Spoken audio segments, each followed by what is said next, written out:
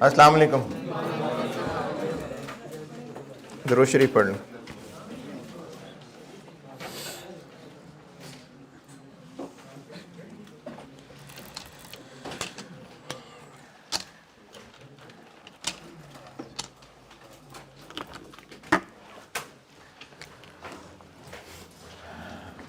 वो double entries वाले notes खोलें, कॉस्ट फ्लो इन प्रोडक्शन वाले।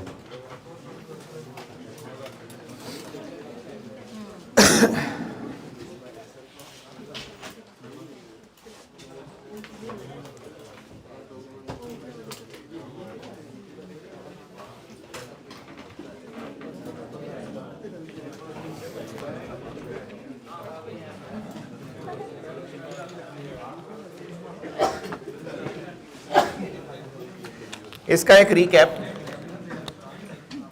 इन एंट्रीज का एक रीकैप बता रहा हूं।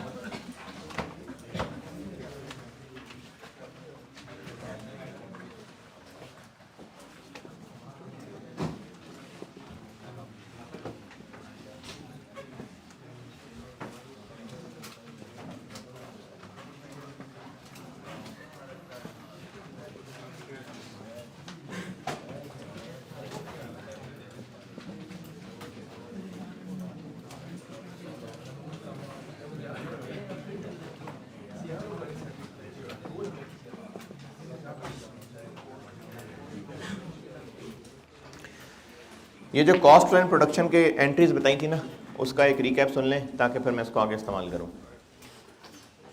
मैन्युफैक्चरिंग बिजनेस की इन्वेंट्रीज 3 तरह की हैं। रॉ मटेरियल है, वर्क इन प्रोसेस है और फिनिश गुड्स है। साल के शुरू में इन तीनों इन्वेंट्रीज के बीडी बैलेंस आ रहे होंगे।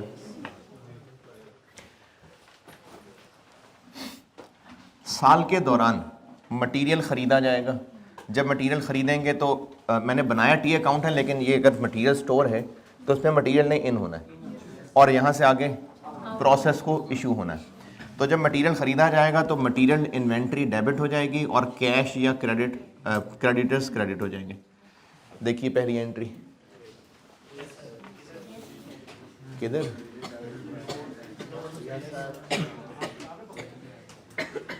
कॉस्ट फ्लो इन प्रोडक्शन के नोट्स थे। प्रोसेस कॉस्टिंग से पहले मैंने ये कराए थे आपको। पहली एंट्री रॉ मटेरियल इन्वेंट्री का अकाउंट है, वो डेबिट, क्रेडिटर्स या कैश क्रेडिट। और मैं यहाँ नहीं लिख रहा, वैसे वहीं पर देखें, और अगर वापस कर रहे हैं तो इसी का रिवर्स हो जाएगा। दूसरी एंट्री,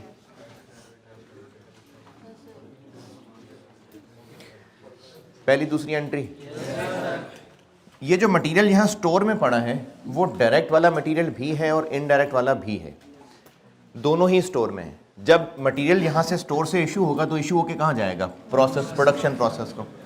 जब इशू होगा तो इशू होते हुए 2 रास्ते निकालेंगे, जो डायरेक्ट मटेरियल है और इनडायरेक्ट मटेरियल है। फिजिकली तो वो प्रोडक्शन प्रोसेस में जा रहा है, फिजिकली प्रोडक्शन प्रोसेस में जा रहा है, लेकिन अकाउंट के एतबार से जो डायरेक्ट मटेरियल होगा वो यहां ले जाएंगे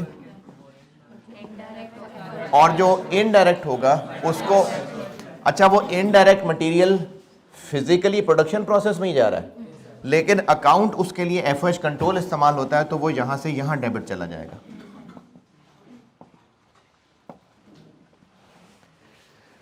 तीसरी एंट्री, जब मटेरियल प्रोडक्शन को इशू होगा तो direct material work in process में डेबिट होगा और इनडायरेक्ट मटेरियल एफओएच कंट्रोल नामी अकाउंट में डेबिट होगा। और इसी तरह से अगर ये इशू किया हुआ वापस आ जाए तो रिवर्स हो जाएगी। चौथी एंट्री,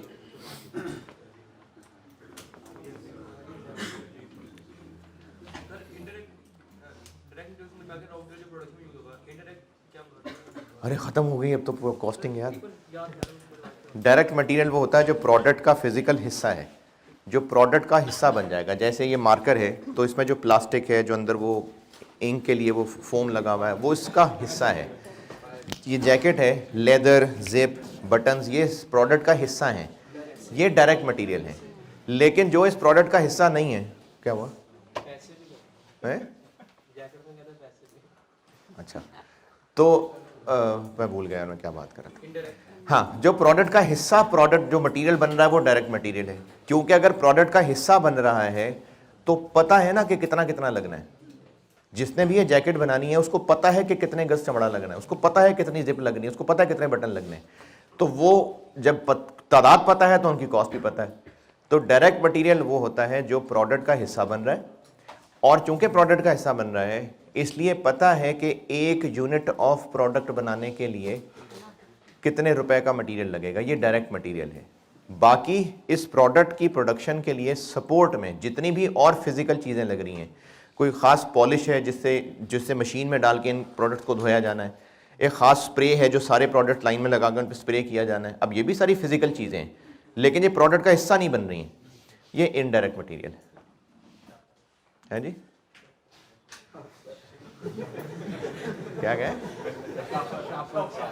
अच्छा, वो भी डिपेंड करता है ना कि वो जो प्रोडक्ट का हिस्सा है, अगर पैकिंग, जैसे वो ये जो ऑयल और कुकिंग ऑयल वगैरह हैं, तो ये तो पैक में डलने हैं ना, इनका 1 लीटर का पैक है, 3 लीटर का पैक है, तो फिर वो जो प्लास्टिक है पैकिंग मटेरियल, फिर वो भी डायरेक्ट मटेरियल है, वो भी प्रोडक्ट का हिस्सा है। पहली 4 एंट्रीज। Yes sir.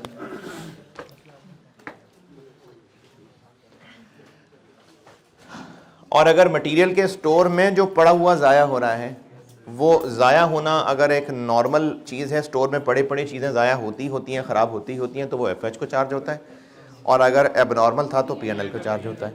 ये 5वीं एंट्री।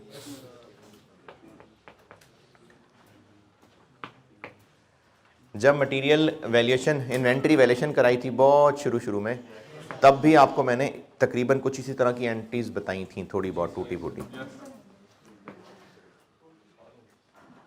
है। हाँ, पिछले साल की बात है।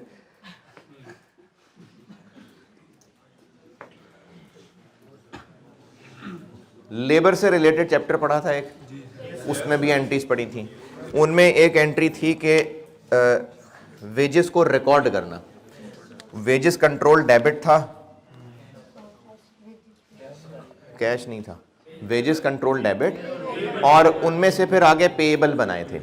जितनी डिडक्शंस थी वो जिन जिन को जानी थी उनका नाम का पेएबल, और जो बाकी था वो एम्प्लॉय के नाम का payable.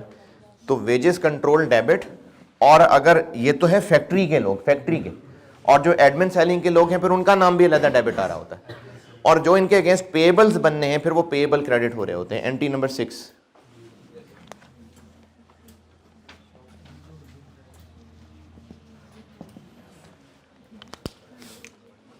Entry number 6, admin selling के लोग एडमिन सेलिंग एक्सपेंस डेबिट होते हैं, और फैक्ट्री के लोग वेजेस कंट्रोल डेबिट होते हैं, और इनके अगेंस्ट जो पेएबल बनने हैं वो पेएबल क्रेडिट हो जाते हैं। लेबर वाले चैप्टर में ज़्यादा भी मैंने तोड़ के क्रेडिट बताए थे। विदहोल्डिंग टैक्स था, प्रोविडेंट फंड का पेएबल था, और जो बाकी है वो एम्प्लॉइज़ को पेएबल है, वो एडवांस भी था। और ये जो वेजेस कंट्रोल में डेबिट किया था, ये एक टेम्पररी पार्किंग थी, यहां से आगे इनको भेजना था। फैक्ट्री के वर्कर्स 2 तरह के हैं, डायरेक्ट हैं और इनडायरेक्ट हैं। वेजेस कंट्रोल में एक डेबिट आया है, लेकिन इसने इवेंचुअली यहां से गुजर के आगे जाना है। जैसे किसी भी घर में एंटर हो रहे हैं, तो घर में एंटर होकर जो गेट से जहां एंटर हुए हैं, जो भी पार्किंग लॉज है, वहां से अंदर आगे फिर जाना है। या आप लोग यहाँ कॉलेज में एंटर हुए हैं तो क्लासेस में बाद में आना है, पहले जो गेट से अंदर एंटर होकर एक एरिया है पहले वहां पे आए। तो वेजेस कंट्रोल में, अनलेस को दोबारा फैलांग के ना आया हो, जो पार्किंग का लॉट है वहां से एंटर होना है, फिर आगे अगर रूम्स में जाना है। तो वेजेस कंट्रोल में एंटर हुए हैं ये फैक्ट्री के लोगों की सैलरीज, वेजेस। अब यहां से चार्ज होनी है, चार्ज होते हुए देखना पड़ेगा कि डायरेक्ट लोग हैं कि इनडायरेक्ट लोग हैं। तो चार्जिंग करते हुए वेजेस कंट्रोल से निकल के अगर डायरेक्ट लोग हैं तो वो यहां पर डेबिट जाएगा, और अगर इनडायरेक्ट लोग हैं तो फिर वो एफएच में डेबिट जाएगा। ये 7वीं एंट्री। वेजेस कंट्रोल में जितना डेबिट किया था वही तोड़ के 2 जगह, उसमें से डायरेक्ट लोगों का हिस्सा वर्क इन प्रोसेस डेबिट, और इनडायरेक्ट लोगों का हिस्सा एफएच कंट्रोल डेबिट। और जिन जिन का 6ठी एंट्री में पेएबल बनाया था, 8वीं एंट्री में वो पे कर दिया। पेबल्स डेबिट हो गए, कैश क्रेडिट हो गया। जाग रहे हैं ना? नाश्ता वाश्ता करके आए ना? तो इसीलिए ना, फिर वरना नींद आ जानी थी। ये अच्छा है बहुत।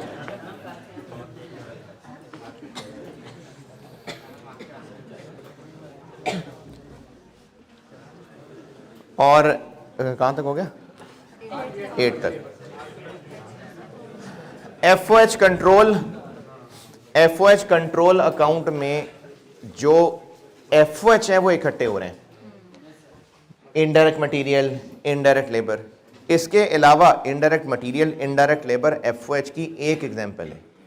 फैक्ट्री के वो सारे खर्चे जो डायरेक्ट मटेरियल और डायरेक्ट लेबर के अलावा हैं, वो सब एफओएच हैं। तो अभी तक तो सिर्फ मैंने इनडायरेक्ट मटेरियल और इनडायरेक्ट लेबर की एंट्री की है। इसके अलावा जितने भी ओवरहेड्स हैं, रेंट हैं, रिपेयर्स हैं, डेप्रिसिएशन है, इंश्योरेंस है, उन सब की अकाउंटिंग एफओएच कंट्रोल डेबिट। और अगर पैसे दे रहे हैं तो कैश क्रेडिट, डेप्रिसिएशन है तो एक्यूमुलेटेड डेप्शन क्रेडिट, कोई पेबल किसी को बन रहा है तो पेबल क्रेडिट। ये एंट्री नंबर 9 है जी। एंट्री नंबर 6 में जो एडमिन एंड सेलिंग एक्सपेंस है, हाँ, ये मतलब एडमिन एंड सेलिंग एक्सपेंस भी डेबिट हो रहा है। ये तो देखें कंपनी की इनकम स्टेटमेंट में sales, cost of sales, GP, ये सारा मैन्युफैक्चरिंग का खर्चा है। एडमिन सेलिंग का खर्चा यहाँ आता है नीचे, डिस्ट्रीब्यूशन कॉस्ट, एडमिन कॉस्ट, ये एडमिन सेलिंग के लोग हैं। तो वो यहाँ पर आके डेबिट हो गया। अच्छा, उनका पेबल टू एम्प्लॉय वाला नहीं होगा पेबल। मैंने जो पेबल बनाया है 5वीं नहीं 6ठी एंट्री में, उस पेबल के अंदर वर्कर्स फैक्ट्री वालों की भी है और एडमिन सेलिंग वालों का भी है, वो सब पे करना है। तो पेबल डेबिट और कैश क्रेडिट।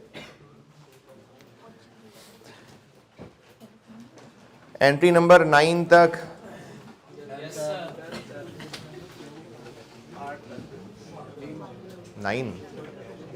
नाइन बता दी मैंने। इनडायरेक्ट मटेरियल, यार अब मेरे ख्याल में एसी की जरूरत पड़ेगी नहीं? अच्छा चलें ठीक।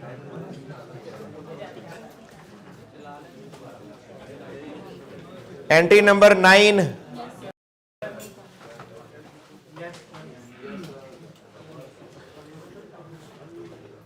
इनडायरेक्ट मटेरियल और इनडायरेक्ट लेबर की एंट्री अभी तक एफओएच कंट्रोल में की है। उसके अलावा जितने भी फैक्ट्री ओवरहेड्स हैं उनकी भी एंट्री होनी है, एफओएच कंट्रोल डेबिट और कैश पेबल वगैरह क्रेडिट। ये एंट्री नंबर 9 बताइए।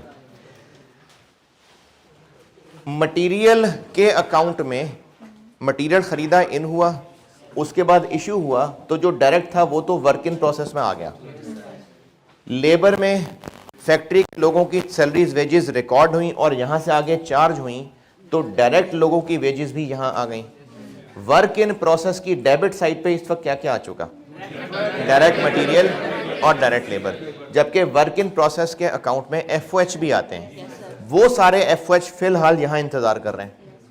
अब यहां इस अकाउंट में डेबिट साइड पे सारे एफओएच इकट्ठे हो गए। जब यहां से यहां ट्रांसफर करने हैं, अमाउंट नहीं वैसे कह रहा हूं, जब यहां से यहां ट्रांसफर करने हैं तो एंट्री ये क्रेडिट और ये डेबिट। ये हो गई एंट्री नंबर 10। लेकिन प्रोडक्ट की कॉस्ट में वर्क इन प्रोसेस अकाउंट में डेबिट में हम लोग एक्चुअल एफओएच नहीं लिया करते, अप्लाइड लेते हैं। तो ये जो यहां से यहां ट्रांसफर होना है ये अमाउंट होगी अप्लाइड एफओएच की। लेकिन फिक्स्ड एफओएच तो रेलिवेंट नहीं होते। हम अभी डिसीजन मेकिंग नहीं पढ़ रहे हैं, ये डिसीजन मेकिंग नहीं है।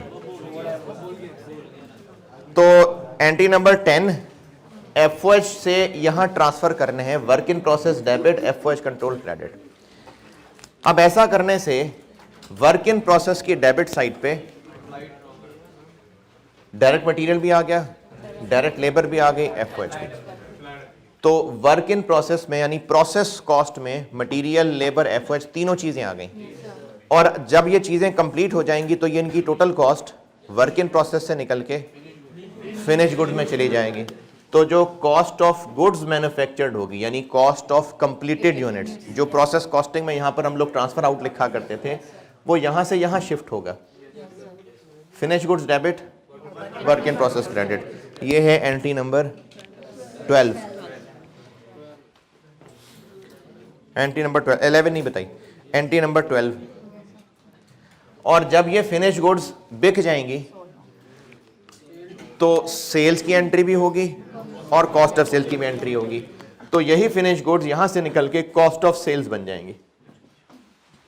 तो सेल्स की एंट्रीज दो, एक सेल की एंट्री और एक कॉस्ट ऑफ सेल की entry. Entry number last, cash या डेटर डेबिट सेल्स क्रेडिट, और कॉस्ट ऑफ सेल्स डेबिट और फिनिश गुड्स क्रेडिट।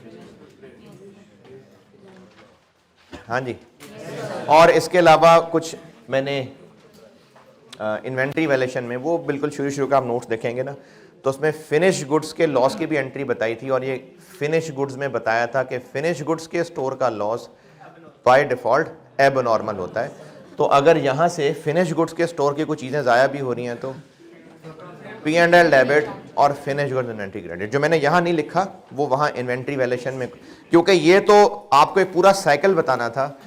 हर फंक्शन की कुछ एंट्रीज एक्स्ट्रा उनके रिस्पेक्टिव चैप्टर में बताएंगी हैं। जैसे मैंने लेबर में आपको वो एडवांस की एंट्री भी बताई थी, यहाँ नहीं बताई, यहाँ तो एक पूरा साइकिल बता रहा था। इसी तरह फिनिश गुड्स इन्वेंट्री वैल्यूएशन वाले चैप्टर में ये फिनिश गुड्स के लॉस की भी एंट्री बताई थी, वो यहाँ नहीं लिखी, वो इनके अपने अपने चैप्टर्स में डिटेल से बता दी थी। यहाँ पर तो पूरा साइकिल एक बार सामने लाना मकसद था। तो फिनिश गुड्स में जितनी बन के आई बिक गई, जो बाकी हैं वो बच गई, ये closing inventory. Work in process जितना शुरू में था, जितना खर्चा और हुआ, जितना बन के आउट हो गया, बाकी क्लोजिंग वर्क इन प्रोसेस, ये क्लोजिंग इन्वेंट्री। रॉ मटेरियल जितना शुरू में था, खरीदा, इशू किया, जो बच गया, क्लोजिंग बैलेंस, क्लोजिंग इन्वेंट्री। तो क्लोजिंग इन्वेंट्रीज भी अगेन 3 हो गई, raw material, work in process और फिनिश गुड्स। ये अकाउंट क्लोज हो गया या इसमें कुछ बैलेंस बाकी है? ये क्लोज हो गया। जितना यहाँ रिकॉर्ड हुआ था वो आगे चार्ज हो गया। इसमें अभी बाकी है एफएच कंट्रोल में डेबिट साइड पे आए थे एक्चुअल खर्चे, जबकि यहां से क्रेडिट होकर ट्रांसफर हुए अप्लाइड। तो जो दोनों का डिफरेंस है, अगर ये साइड हल्की है तो अंडर अप्लाइड है, ये साइड हल्की है यानी ये साइड भारी है तो ओवर अप्लाइड है। तो उसको बैलेंस करते हुए जिस साइड पे भी बैलेंसिंग फिगर आएगी, ये मैनेजमेंट की मर्जी है कि उन्होंने क्या करना है। कॉस्ट ऑफ सेल्स को भी चार्ज हो सकता है अंडर ओवर अप्लाइड, P&L को भी चार्ज हो सकता है। तो अगर इस साइड पे आया FH control debit, cost of sales credit, अगर इस साइड पे आया कॉस्ट ऑफ सेल्स डेबिट और एफएच कंट्रोल क्रेडिट। ये एंट्री नंबर 11 है जी, ये एंट्री नंबर 11 है। एंट्री नंबर 11 तो देखे ना, देखे तो सही ना, क्या है उनमें? 2 एंट्रीज की है।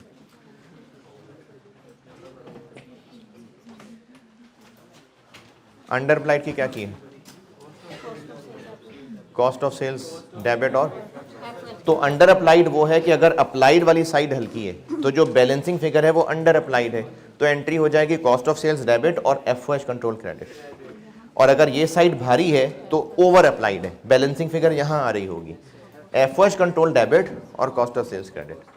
और अगर मैनेजमेंट ने फैसला किया है कि कॉस्ट ऑफ सेल्स नहीं P&L को जाना है तो कॉस्ट ऑफ सेल्स की जगह P&L आ जाएगा।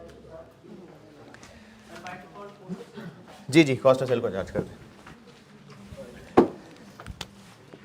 जॉब कॉस्टिंग, आई कैप के हिसाब से बात करें तो चैप्टर 6।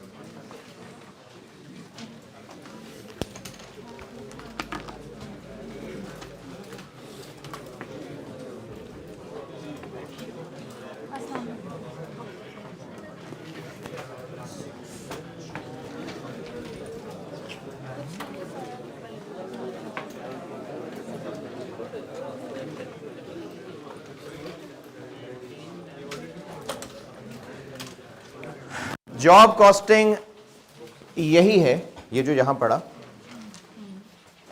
फर्क इतना है कि अच्छा, प्रोसेस कॉस्टिंग में भी हम लोग यही एंट्रीज ही कर रहे थे।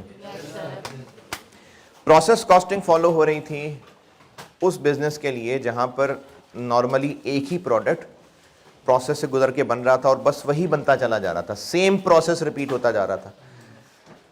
जॉब कॉस्टिंग वो बिजनेसेस फॉलो करते हैं जो एक ही जैसा प्रोडक्ट नहीं बना रहे होते, कस्टमर के ऑर्डर के मुताबिक बना रहे होते हैं।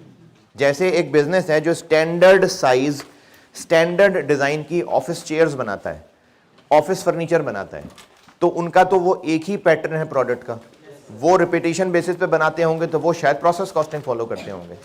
लेकिन एक फर्नीचर वाला है जो इस तरह के स्टैंडर्ड फर्नीचर नहीं बेचता, वो ऑर्डर पे फर्नीचर बनाता है, तो अब उसका जो भी काम हो रहा होगा वो हर कस्टमर के ऑर्डर के मुताबिक होगा। डिजाइन फर्क होगा, मटेरियल भी फर्क लग सकता है। वो बिजनेस प्रोसेस कॉस्टिंग की बजाय जॉब कॉस्टिंग फॉलो कर रहा होता है। आपके एतबार से फर्क सिर्फ इतना है कि जो आज तक आप वर्क इन प्रोसेस का एक अकाउंट बनाते थे, जॉब कॉस्टिंग में हर जॉब का एक अलग वर्क इन प्रोसेस बनेगा बस। बाकी मेहनत प्रोसेस कॉस्टिंग वाली ही है, बाकी मेहनत ये डबल एंट्रीज वाली ही है। और प्रोसेस कॉस्टिंग अगर आपको ज़रा सा याद हो तो उसमें एक जॉब कॉस्टिंग का सवाल बीच में ही हमने कर लिया था। एक सवाल था 2016 का होगा, शायद 2015 का होगा, मुझे याद नहीं है, या 17, 15, 16, 17 इनमें से कोई एक था, नहीं 15 नहीं था, 16 या 17 में से कोई एक है। उसमें एक ऑर्डर मिला हुआ था 6000 यूनिट्स का, जिनमें से अभी तक कस्टमर को हमने पता नहीं 4000 बनाए थे और 3000 डिलीवर किए थे, ऐसा कुछ था। अभी जॉब मिली थी, तो वो जॉब कॉस्टिंग का सवाल था, लेकिन हमने प्रोसेस कॉस्टिंग में किया था। तो जॉब कॉस्टिंग और प्रोसेस कॉस्टिंग में सिर्फ इतना फर्क है कि कस्टमर के ऑर्डर्स के मुताबिक काम हो रहा होता है, तो हर ऑर्डर को एक जॉब नंबर असाइन हो जाता है, फिर वर्क इन प्रोसेस उस नंबर के हिसाब से बनता है।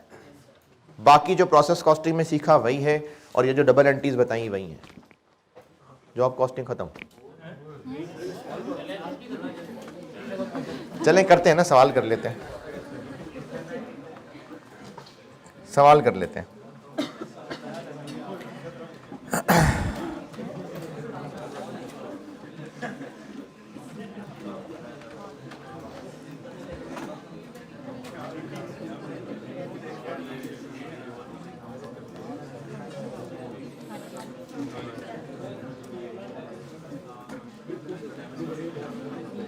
ऑटम 2009 सवाल करते हैं। ऑटम 2009 क्वेश्चन नंबर 1 पढ़ ले, मैं करता हूं बोर्ड पे।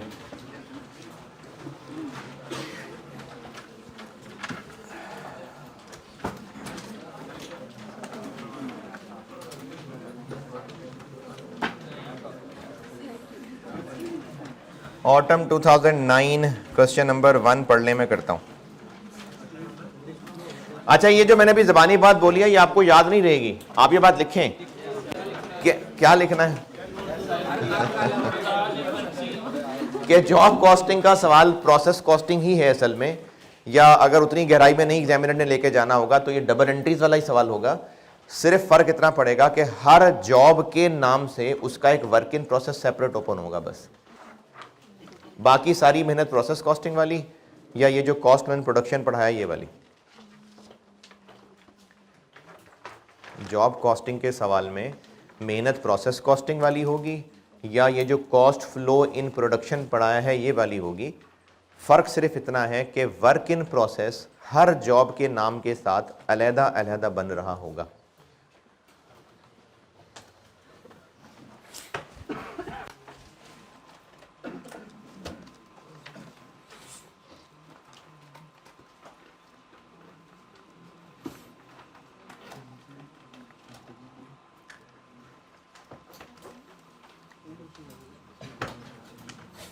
ऑटम 2009 क्वेश्चन नंबर 1 पढ़ लें, मैं करता हूं बोर्ड पे।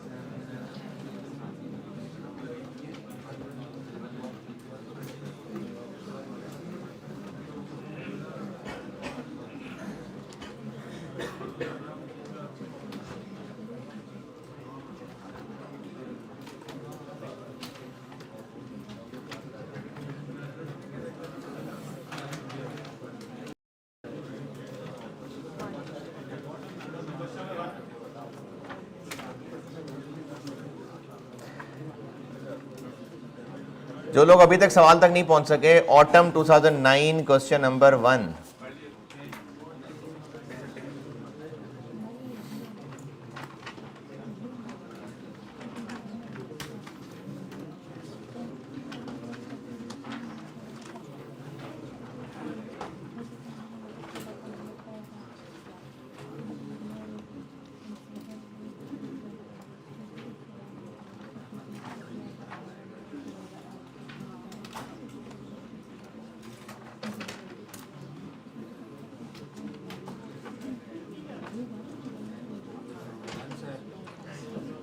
जी क्या हुआ?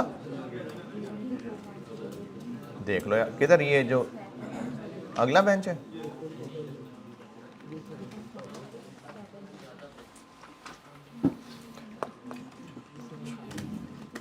ठीक है, आ जाओ, आ जाओ, आना है तो आ जाए।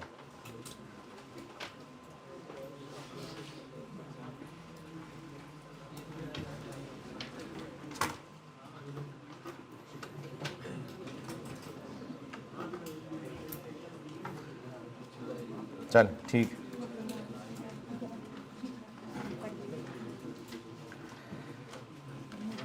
ठीक है, पढ़ लिया। एंट्रीज मांगी हैं तो कर देते हैं। ओपनिंग बैलेंस की एंट्री,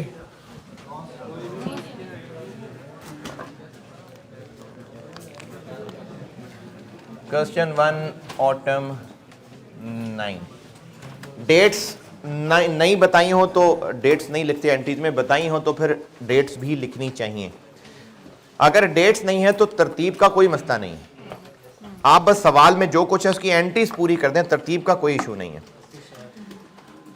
आपके लिए भी बेहतर यही है कि आप सवाल की तरतीब से चलाएं, रैंडमली चीज़ें पिक करेंगे ना तो स्किप हो जाएंगी। पहले पैराग्राफ से ही शुरू करते हैं। पहला पैराग्राफ में तो खैर सलाम दुआ आ गई। पहला टेबल जी, इसमें एंट्री वाली चीज़ क्या है? Raw material.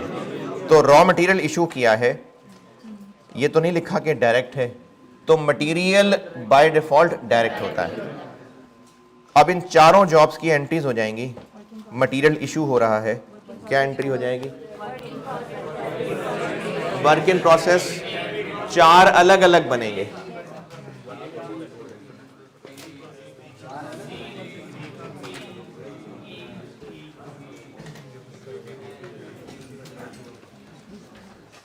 कितना कितना? 8 लाख, 12 लाख, 15 लाख और 6 लाख, और रॉ मटेरियल इन्वेंट्री क्रेडिट। और आपके लिए भी अच्छा है, पेपर मार्कर के लिए भी अच्छा है कि आप नरेशन थोड़ी सी लिख दें। नरेशंस मना ना किए हो तो लिख देनी चाहिए, खैर मना भी किए हो तो नेगेटिव मार्किंग थोड़ी करेगा। नरेशन लिखनी चाहिए, इससे स्टूडेंट को भी फ़ायदा होता है और पेपर मार्कर को भी। और इस टेबल से क्या पता चल रहा है? डायरेक्ट लेबर है।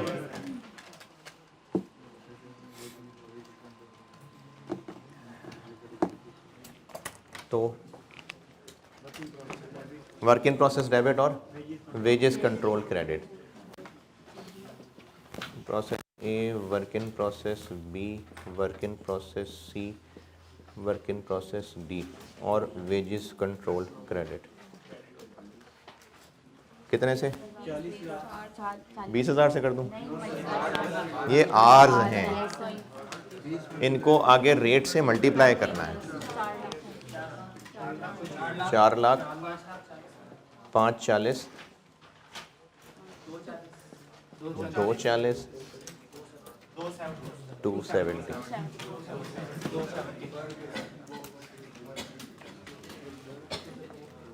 वन जी 14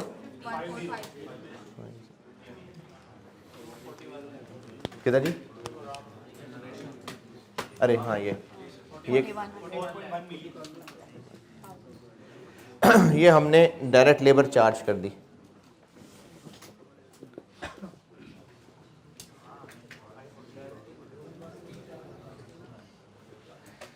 आर्स दिए हुए हैं और रेट्स दिए हुए हैं। अच्छा, अब ना वैसे कॉस्ट ख़त्म हो रही है और ये डायरेक्ट लेबर आर्स को रेट से मल्टीप्लाई क्यों किया है, इसमें मसला नहीं है किसी भी।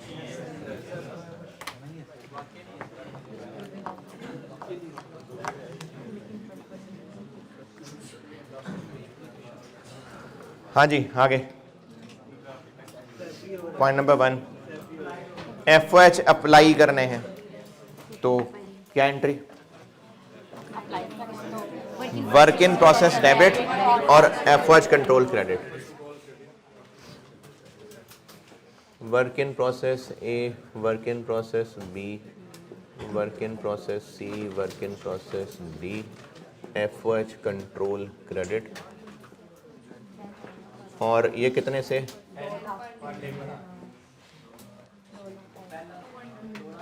2 लाख, 3 लाख, 1,80,000।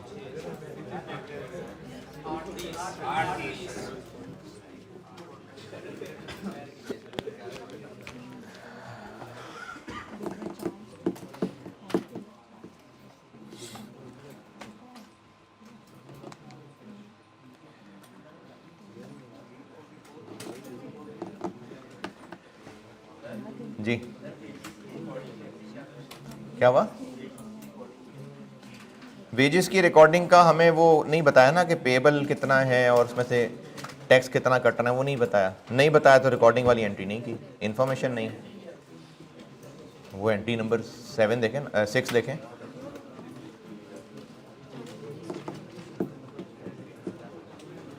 नोट्स में एंट्री नंबर 6।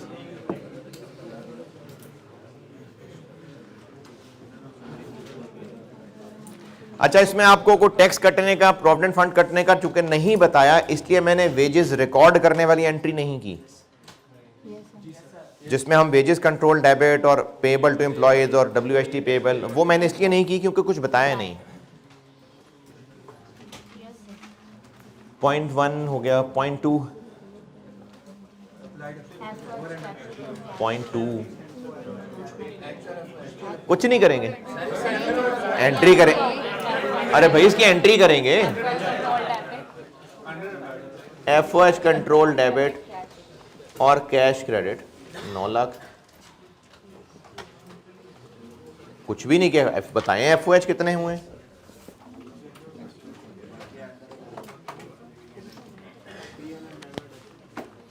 पॉइंट नंबर 2 में एक्चुअल FOH बताएं भाई। Point number 3, under over applied, तो अंडर ओवर अप्लाइड कितने? 70,000। अंडर अप्लाइड है, ओवर अप्लाइड है? अंडर अप्लाइड है, तो P&L डेबिट और FOH control credit 7। Point number 3 में कहा हुआ था कि जो अंडर या ओवर अप्लाइड है वो P&L को चार्ज करने हैं।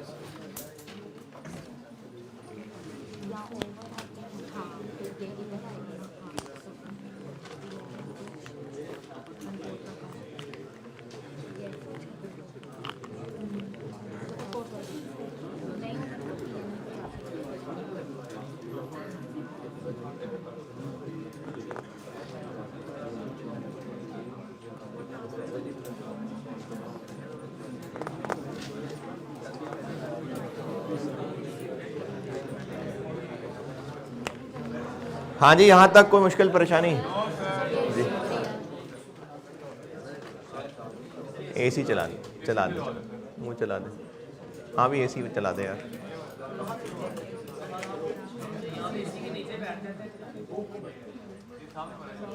यार वो AC चला दें, AC चला दें और ये मार्कर भी रिफिल कर दें।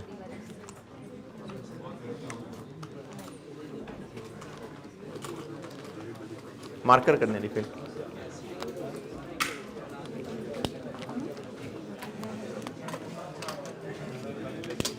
और ग्रीन मार्कर ना कोई और दा दें, ये ना लाइट है, वो डार्क ग्रीन होता है, देखें अगर पड़ा हुआ तो। ठीक है, ये लाइट वाला शेड है, एक डार्क ग्रीन होता है पाकिस्तानी झंडे वाला।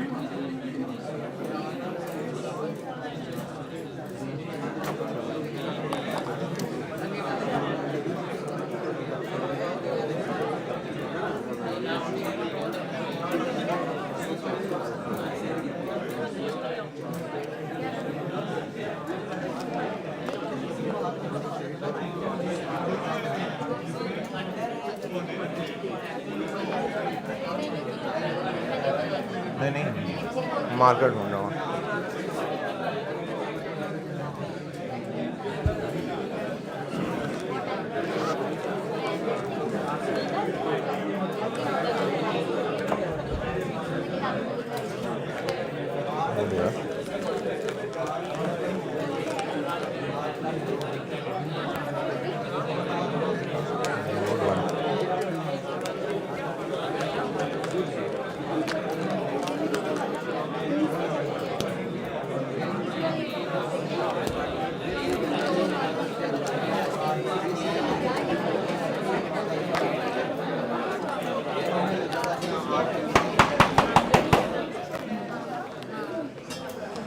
यार एक ही चला के गया, बाकी भी कहा था।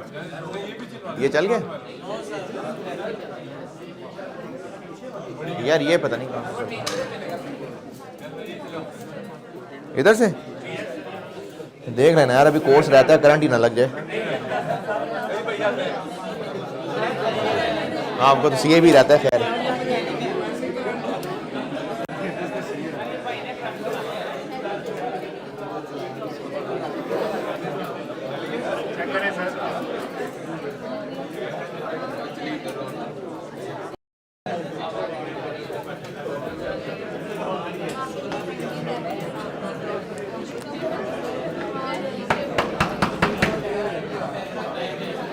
अंडर अप्लाइड 70,000 कैसे कैलकुलेट हुआ? ये अप्लाइड है, ये एक्चुअल है, तो इन दोनों का डिफरेंस है। पॉइंट नंबर 4, पॉइंट नंबर 4 में लिखा है कि जो जॉब ए है वो कंप्लीट हो गई है और कस्टमर को ट्रांसफर भी हो गया। अगर ये अगला सेंटेंस ना लिखा होता, सिर्फ इतना लिखा होता कि कंप्लीट हो गई, तो बस फिर सिर्फ फिनिश गुड्स डेबिट और वर्क इन प्रोसेस की एंट्री होती। और अगर वो कह रहा है कस्टमर को भी शिप हो गई, तो फिर कॉस्ट ऑफ सेल वाली एंट्री भी हो जाएगी। अच्छा, शुक्रिया।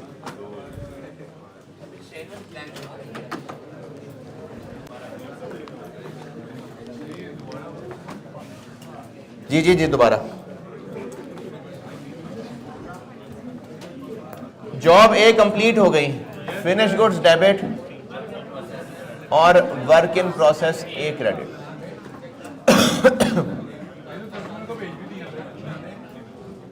पहले बना तो लें, कितने से?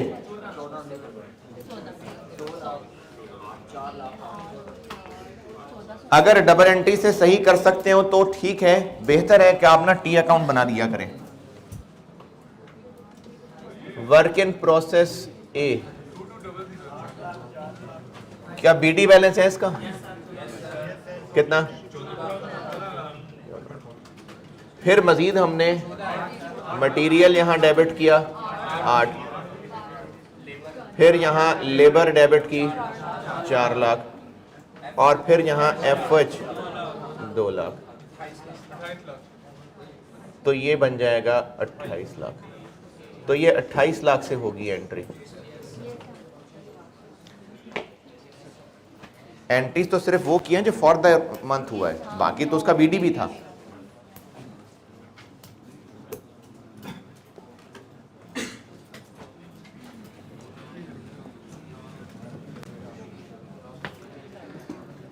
बीडी सवाल में दिया हुआ था और बाकी डेबिट अभी हमने किए हैं। और चूंकि ये बेच भी दी तो सेल्स की अमाउंट तो नहीं पता, इसलिए सेल्स वाली एंट्री रहने दें। कॉस्ट ऑफ सेल्स डेबिट और फिनिश गुड्स क्रेडिट 28 लाख।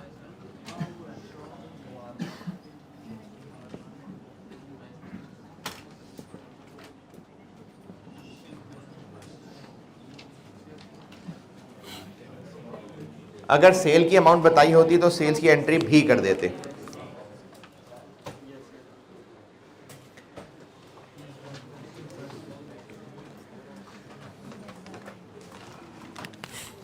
और ये भी फिनिश गुड्स ए,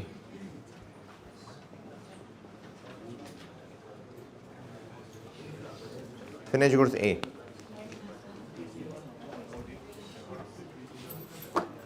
लास्ट पॉइंट,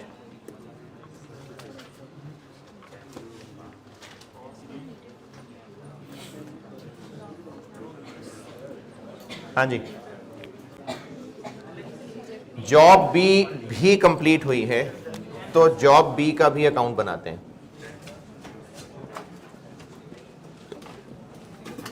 बीडी कितना? 25, 100,000। मटेरियल कितना डेबिट किया? 12 लाख। लेबर कितना? 540। एफओएच कितना? 3 लाख। कितना बना? 4540।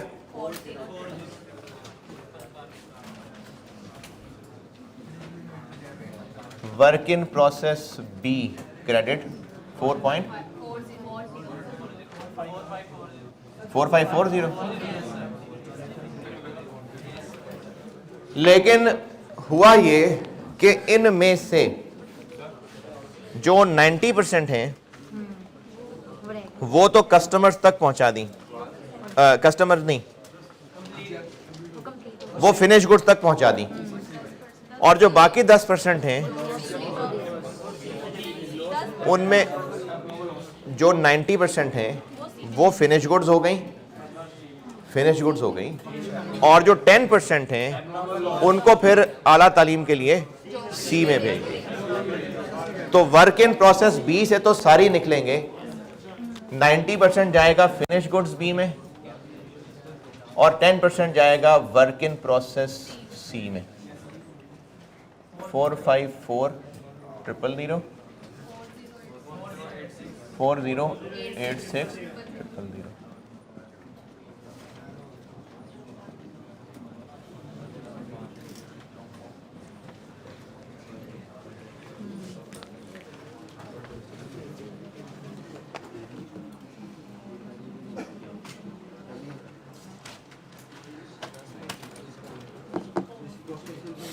अच्छा, अब इस पॉइंट नंबर 5 के अंदर ये क्लियरली तो नहीं लिखा कि 90% जो कंप्लीट हुई हैं वो आगे कस्टमर तक पहुंची हैं या नहीं पहुंची हैं,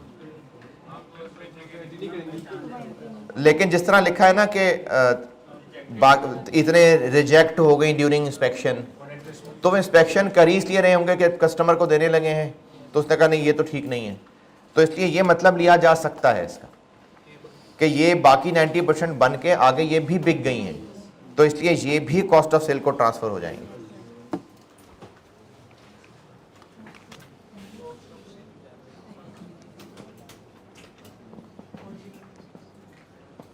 $4086।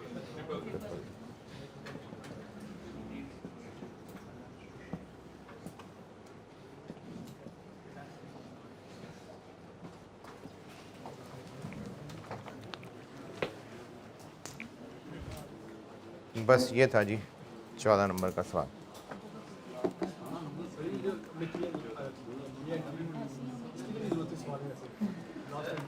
इसमें लिखा है ना कि 10% इंस्पेक्शन में रिजेक्ट हो गई हैं, तो नहीं, इसमें देखें हम जॉब कंप्लीट कर रहे हैं और जॉब कंप्लीट होके अब वो बिक रही हैं। अगर इंस्पेक्शन के दौरान रिजेक्ट हो, एक होता प्रोडक्शन प्रोसेस के दरमियान जो इंस्पेक्शन स्टेज हुआ करती थी, वो तो प्रोसेस के दरमियान वाले लॉसेस थे। अब ये गुड्स मुकम्मल बन गई हैं क्योंकि job B was also completed, बन गई, तो फिर ये अब किसने इंस्पेक्ट की होंगी? जिसने रिजेक्ट की होंगी, कस्टमर नहीं, तो बाकी 90% वो ले गया फिर।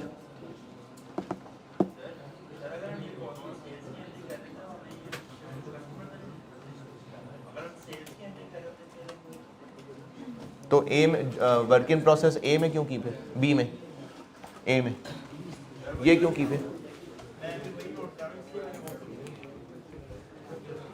क्या मतलब कस्टमर को शिप कर दी? सेल्स की एंट्री की अमाउंट नहीं पता ना। अरे सेल्स की एंट्री की अमाउंट नहीं पता, पता होती तो वो एंट्री भी करके दिखाते।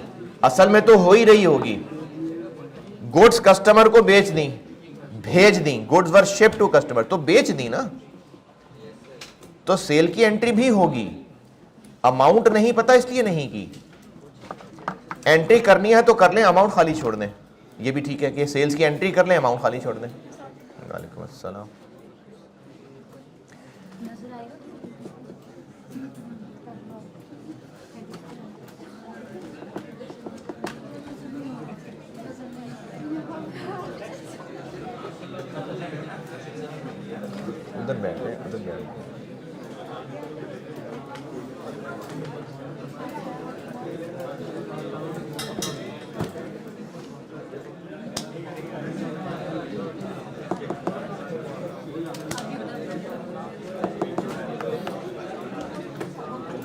Question done. चलें एक और डन करते हैं। तो करें ना, मैंने कौन सा वापस छीन लिया, रजिस्टर करें, आप नोट करें। है हाँ, जॉब कॉस्टिंग यही है। हाँ ना, सीरियसली यही है। अभी कराता ना और सवाल, एंट्रीज ही हैं इसमें। एंट्री नहीं तो साथ टी अकाउंट पूछ लेंगे, ये टी अकाउंट है, एंट्री से टी अकाउंट बनेंगे ना। अच्छा, अगर इस सवाल में आपसे वर्क इन प्रोसेस के टी अकाउंट पूछे होते तो यही टी अकाउंट बनने हैं। क्या हुआ? 18 वाला कर लेते हैं जो आखिरी है, 18 वाला करते हैं।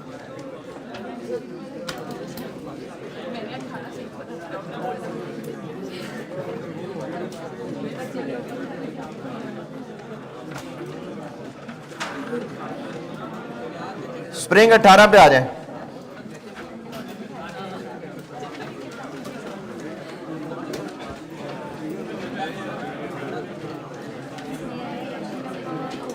अब ये दौर आगे मुश्किल होता जा रहा है ना, तो अब इसमें नंबर थोड़े हैं, काम बढ़ गया। स्प्रिंग 18 क्वेश्चन नंबर 4, भाई यही है आखिरी।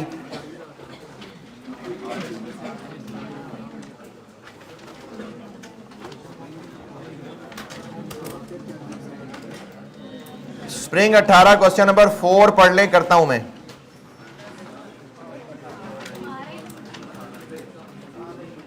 Spring 2018 question number 4।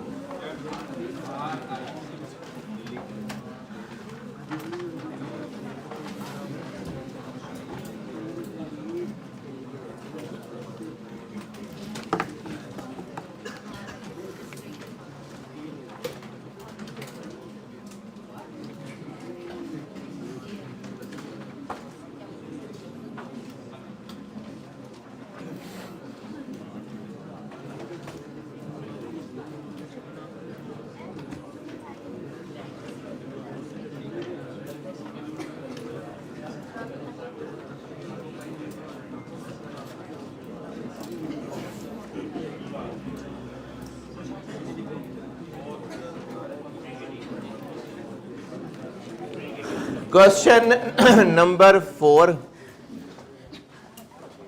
Spring 2018 RIL।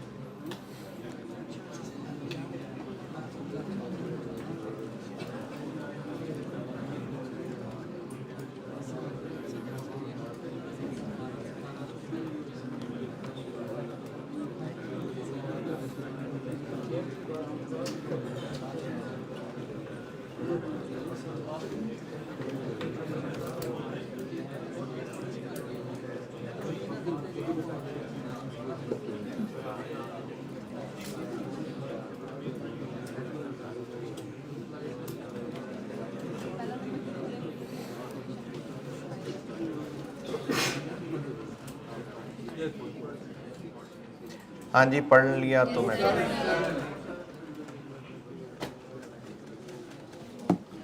अब इससे थोड़ा सा एडवांस ही होगा कि इसमें और ज़्यादा डिटेल आ गई और नंबर कम हो गए।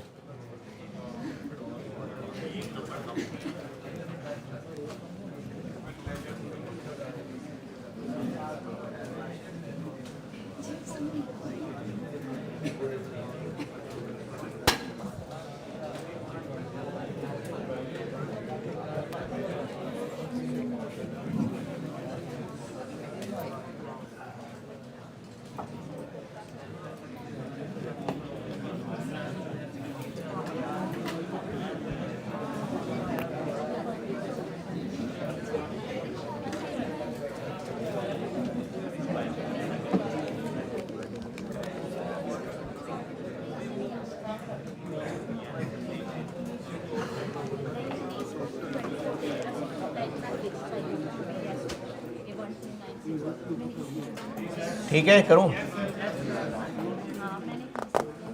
अच्छा, अब सवाल की रिक्वायरमेंट में उसने फरवरी का महीना कहा है, इसलिए फरवरी की ही एंट्रीज करनी है। ये बात इसलिए ज़रूरी है कि पॉइंट नंबर 4, जो गवर्नमेंट को टैक्स पे किया है, गवर्नमेंट को जो पे किया है, पॉइंट नंबर 4, टैक्स जो काटा और गवर्नमेंट को पे किया, गवर्नमेंट को जमा कराया, वो कब कराया? वो अगले महीने, इसलिए वो टैक्स जमा कराने की एंट्री नहीं करनी। नहीं, जमा करवाने की कह रहा हूं। रिकॉर्डिंग तो होगी, जमा करवाने की एंट्री नहीं करनी, क्योंकि फरवरी की एंट्रीज मांगी। ठीक है, इसी तरह सिर्फ ये कहा है कि जॉब F01 और F02 की एंट्रीज कर दें, बस पूरे महीने की एंट्रीज करनी है, जो कुछ भी ऊपर है। ठीक है, करते हैं जी। पहले पैराग्राफ में सलाम दुआ है। पॉइंट नंबर 1, 2 जॉब्स हैं, इनके यूनिट्स बता दिए, लेबर आवर्स बता दिए, तो ये बताए ताकि हम लेबर वाली एंट्री यहां कर लें। और पॉइंट नंबर 4 इसके साथ लिंक कर रहा हूं मैं। अब पेरोल रिकॉर्ड करने वाली एंट्री भी होगी। क्यों? क्योंकि आपको बता दिया कि इसमें से कितना टैक्स कटा है, तो इसलिए अब ये एंट्री भी हो रही होगी। मटेरियल की करनी है, पहले मटेरियल की कर लें, लेबर करनी है, लेबर कर लें, लेबर कर लेते हैं जी पहले। Wages control debit, payable to employees credit और withholding tax payable credit. Wages control कितने से?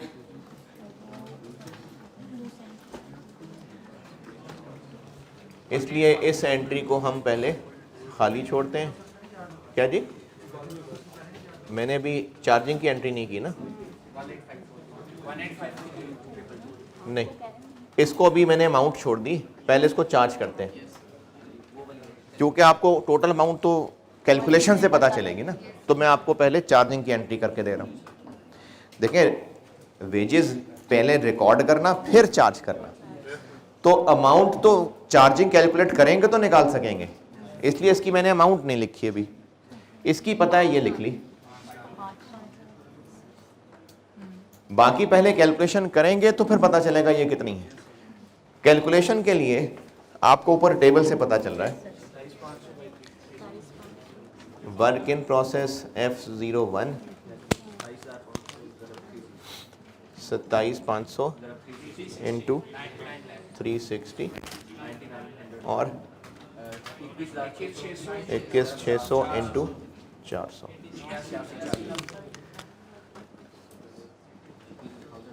ये कितना?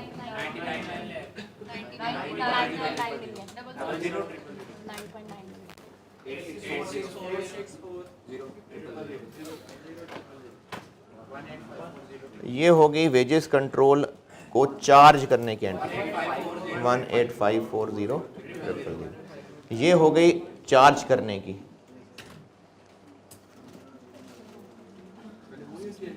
क्या जी? पहले रिकॉर्ड करते हैं तो चार्ज करते हैं ना, रिकॉर्ड करते हैं तो चार्ज करते हैं ना। पहले गेट से एंटर होंगे तो रूम तक आएंगे ना, पहले ये एंटर हो रहा है रिकॉर्ड, उसके बाद चार्ज होना है। अब ये अमाउंट पता चल गई, ये यहाँ आएगी 18540,000, इसमें से 5 लाख टैक्स कट गया 18040।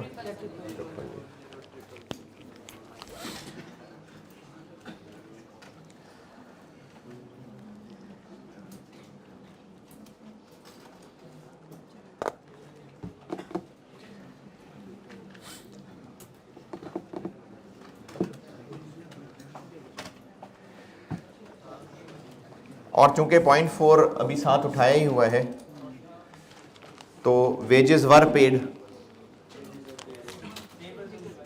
तो ये जो पेबल टू एम्प्लॉइज बनाया था ये डेबिट,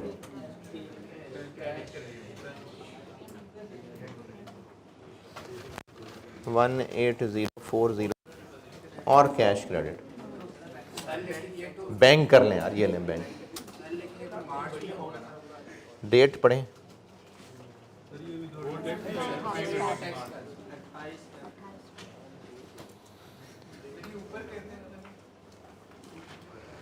अच्छा अब तो पूरी एंट्री हो गई यार। ये कैमरे में एंट्री नजर आ रही, ठीक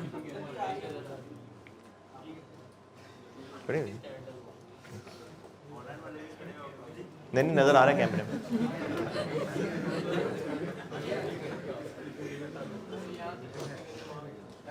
कैमरे में आ रहा है ना ये नजर, यहां तक मैंने जो पेबल टू एम्प्लॉइज बनाई थी ना उसकी पेमेंट की एंट्री कर ली, इसकी पेमेंट की एंट्री क्यों नहीं की?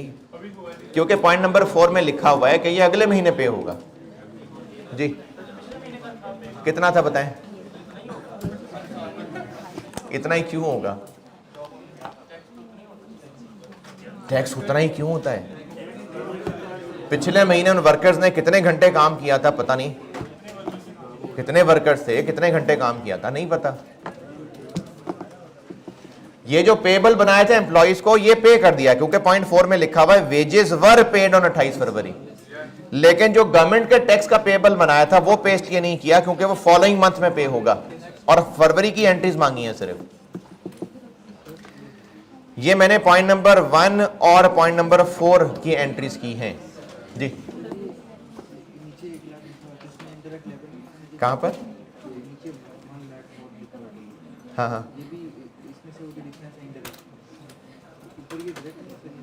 नहीं नहीं मैं आके अभी आता हूँ, बात करता हूँ इस पर। लेबर की एंट्रीज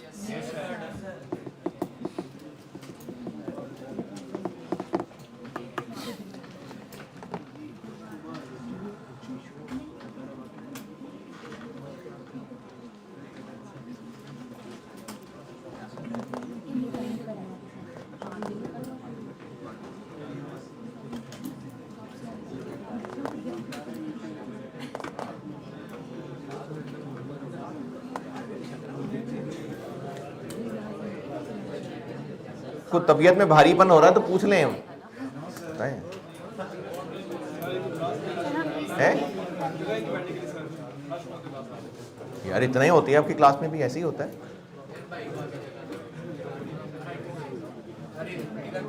आप इधर आ जाएं, आगे आ जाएं।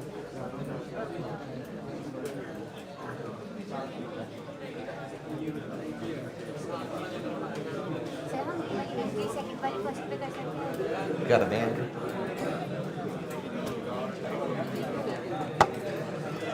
अच्छा, अगर आपको ये एंट्री दूसरे नंबर पे करना अजीब लगा, इसको पहले पे करना है पहले पे कर दें, कोई मसला नहीं है। एंट्रीज पूरी कर दें बस, ये पहली कर दें, ये पहली कर दें, कोई मसला नहीं। एंट्रीज पूरी कर दें बस। इसमें कुछ डेट्स तो लिखी नहीं है और रिक्वायरमेंट में ये भी नहीं लिखा कि डेट वाइज एंट्रीज ना किए तो मार्क्स नहीं मिलेंगे, वो जैसे रेवेन्यू के एक सवाल में। लेबर पॉइंट नंबर 1 और point number 4 done.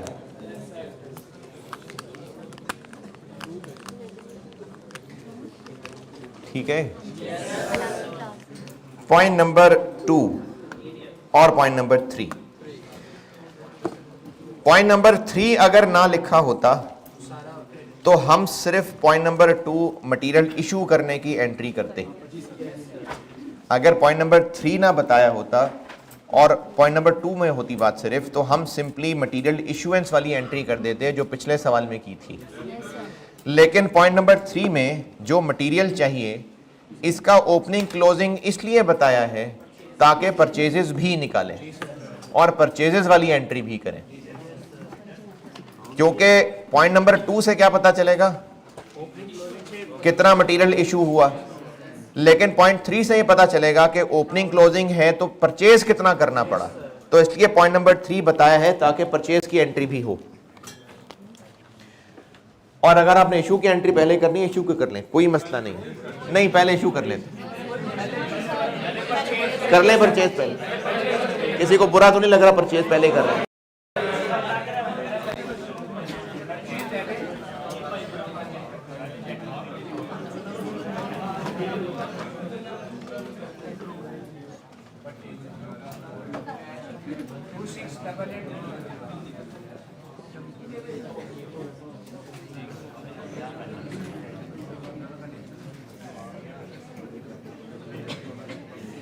Material issue की entry, work in process F01, work in process F02। F01 में कितने 5400 इंटू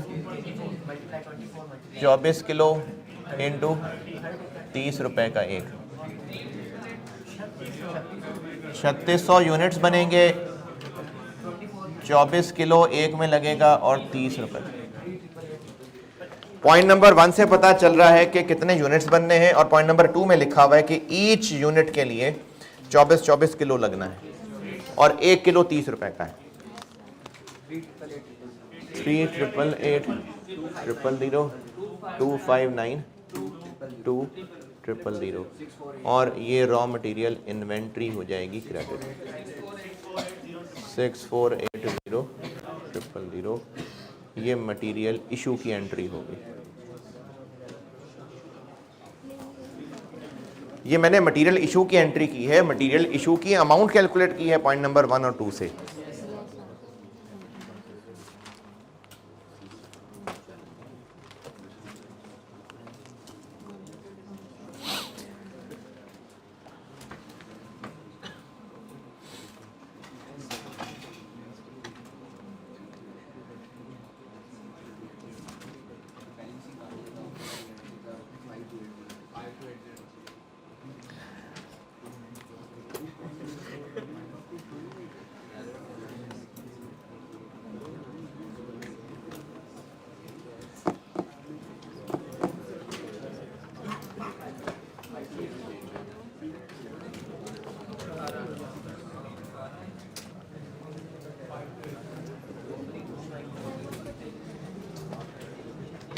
ओपनिंग रॉ मटेरियल 2940 000।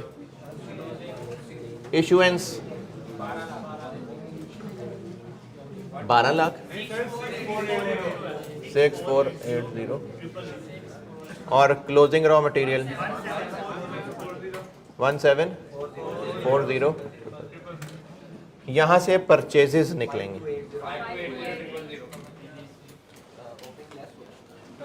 5280 000। अब जिन मासूम लोगों को लगता है कि सर इन तीनों को ऐड करें तो ये तो नहीं आता। Opening plus purchases minus opening plus purchases minus closing is equal to issue. तो अब यहां से हम उल्टा चल रहे हैं, तो इशू में क्लोजिंग ऐड हो जाएगा और ओपनिंग लेस हो जाएगा।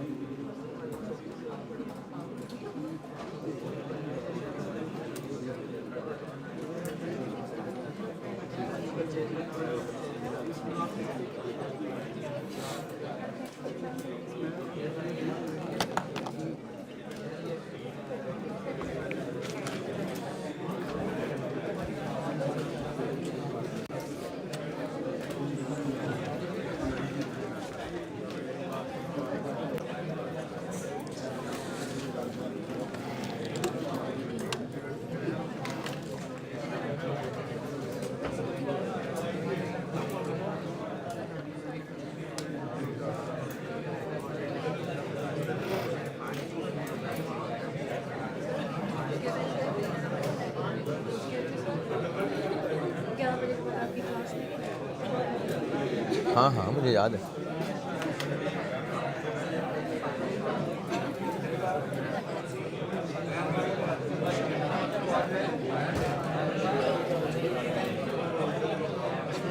है पूछा है कुछ?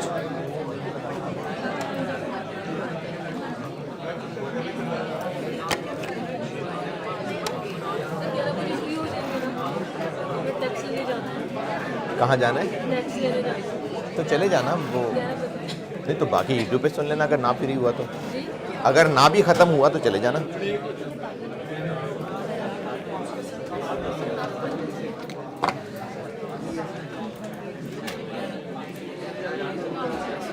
पॉइंट नंबर 4 तक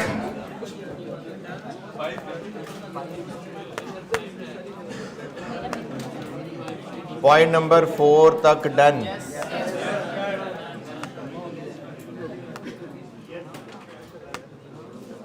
हाँ भाई पॉइंट 4 तक।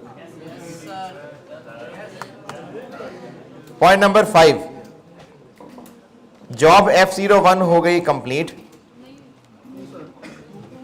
नहीं हुई, वॉज इन प्रोसेस, तो अब इसकी जितनी एंट्रीज होनी थी हो गई बस, बाकी तो हो जाए सीधी। लेकिन जॉब F02 हो गई कंप्लीट।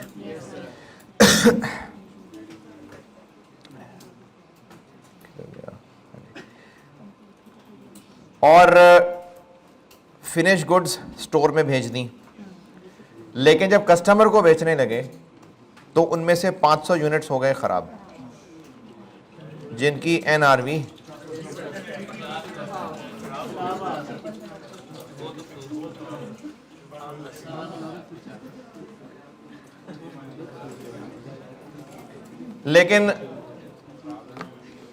लेकिन इसमें मसला ये है कि अगर आप सवाल पूरा नहीं पढ़े होंगे तो आप इस F02 को तो भेज देंगे स्टोर में, जबकि आप लास्ट पैराग्राफ मिस कर जाएंगे।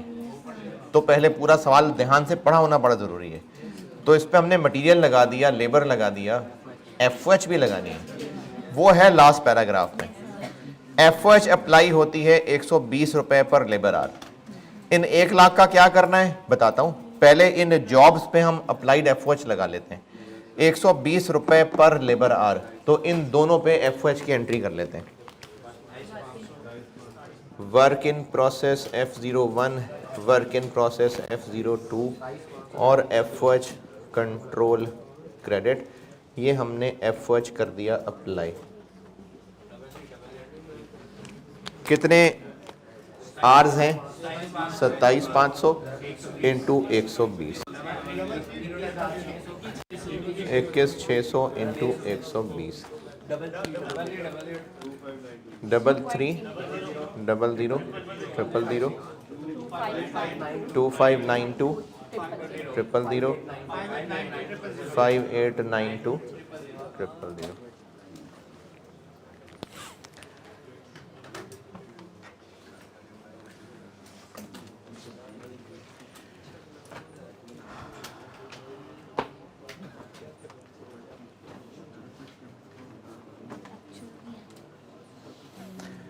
अच्छा, इस एंट्री के बाद अब आप एक नोट लिखेंगे सॉल्यूशन में, यानी ये सॉल्यूशन में आ रहा होगा नोट। ये टोटल आवर्स कितने बने? तो वो तो कह रहे हैं 1 लाख आवर्स इस्तेमाल हुए। तो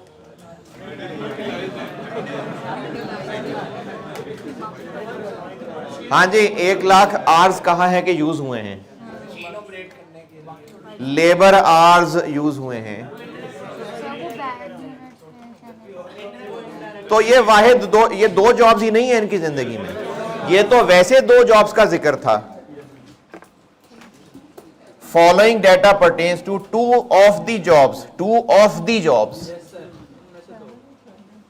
ये कोई 2 हैं, और भी होंगे कोई, लेकिन वो और क्या है, कहां चार्ज करना है नहीं पता। तो इसलिए आप एंट्री नीचे डायरेक्शन ये लिखेंगे, पॉइंट 1 लिखेंगे, नोट ये एग्जाम का हिस्सा होगा सॉल्यूशन का, कि टोटल तो 1 लाख आवर्स इस्तेमाल हुए हैं, तो अप्लाइड की एंट्री तो 1 लाख आवर्स पे होनी है, लेकिन बाकी आवर्स का हमें पता नहीं है कि किस जॉब को चार्ज करने हैं, इसलिए उनके अप्लाइड की एंट्री हम नहीं कर रहे।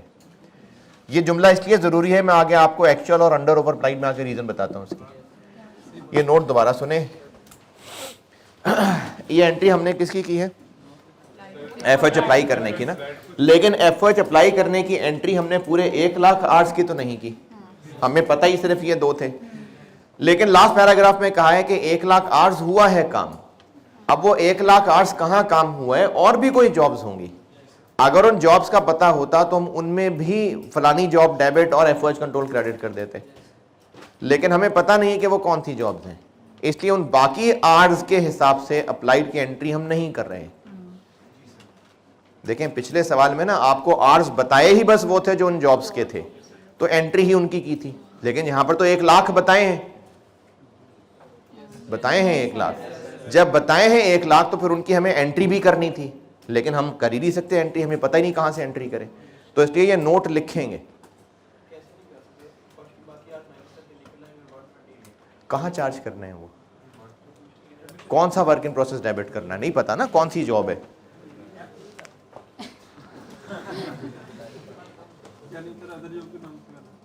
कर दें, चलें ऐसे कर दें, आप एंट्री कर दें बाकी आवर्स की, work in process other jobs debit और एफओएच कंट्रोल क्रेडिट, या तो ये एंट्री कर दें, या ये एंट्री कर दें, या ये नोट लिख दें, दोनों बातें ठीक हैं। आप वर्क इन प्रोसेस ब्रैकेट में अदर जॉब्स करके और एफओएच कंट्रोल क्रेडिट करके एंट्री कर दें, और अगर नहीं तो आप ये नोट लिख दें, दोनों बातें ठीक हैं। ये एंट्री क्यों करनी जरूरी लग रही है, मैं अभी आपको वो अंडर ओवर अप्लाइड बताता हूं ना, तो रीजन बताता हूं। एंट्री करनी है तो एंट्री कर दें, work in process debit bracket में अदर जॉब्स और एफओएच कंट्रोल क्रेडिट, या तो एंट्री कर दें या नोट लिख दें। एंट्री करेंगे तो कितने से करेंगे, 1 लाख में से ये दोनों निकाल दें, बाकी रह गए 50 समथिंग, 50 900 इंटू 120। तो एंट्री करनी है तो एंट्री कर दें, work in process other jobs debit और एफओएच कंट्रोल क्रेडिट, और अगर नहीं तो फिर नोट जरूर लिख दें, क्योंकि आपसे अबव ट्रांजैक्शंस को रिकॉर्ड करने को कहा था। तो अगर 1 लाख आवर्स बताए हैं तो कुछ तो करना है उसका, तो या तो एंट्री कर दें या नोट लिख दें।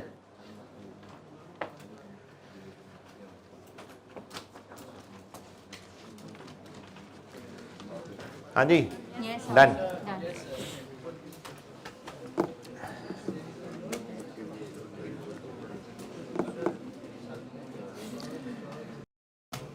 अब चूंकि हमने इन जॉब्स का मटेरियल लेबर ओवरहेड कर लिया रिकॉर्ड, अब पॉइंट नंबर 5 कर सकते हैं,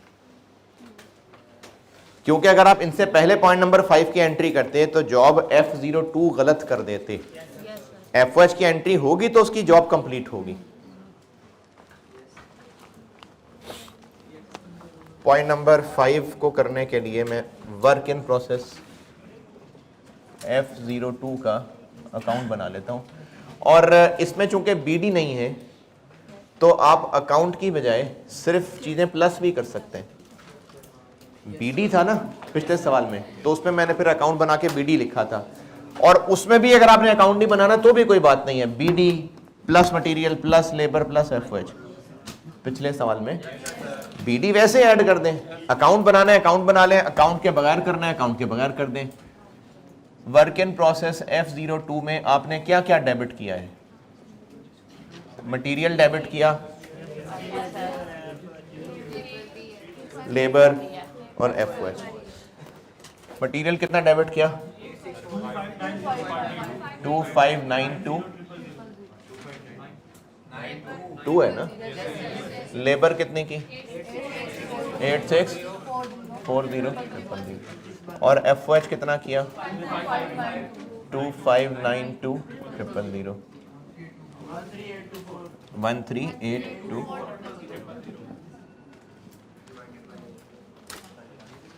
ये हो गई जॉब कंप्लीट, तो फिनिश गुड्स डेबिट और work in process credit.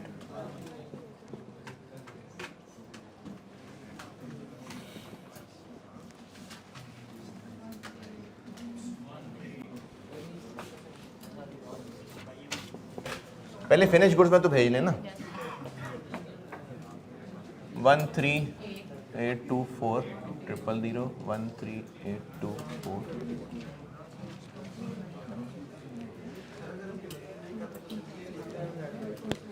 Bracket में दिखा दें ऐड करके। अब यहां से फिनिश गुड के साथ दो मामलात हो रहे हैं। इनमें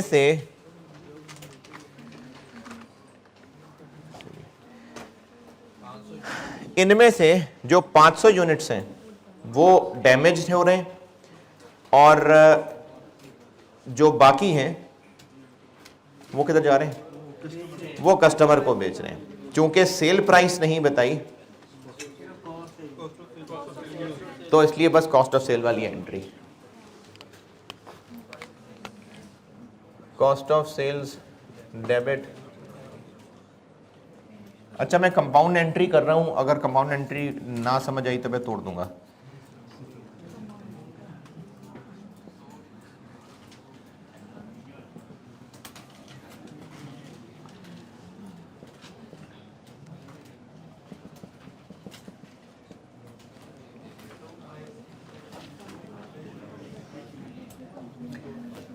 तेरह 824। अच्छा, अगर अलग करनी भी हुई तो ये एक अलग डेबिट वाली एंट्री होगी, ये क्रेडिट, और ये एक अलग डेबिट वाली एंट्री होगी। अगर अलग किसी ने करनी है तो ये डेबिट ये क्रेडिट, और दूसरी एंट्री ये डेबिट और ये क्रेडिट। अमाउंट देख लें, कितने यूनिट्स टोटल हैं ये? 3600। इनमें से इसकी पर यूनिट देखिए क्या बनी, 13824 डिवाइडेड बाय 3600, 3840। टोटल यूनिट्स कितने हैं? 3600। इनमें से कस्टमर को कितने पहुंचा दिए?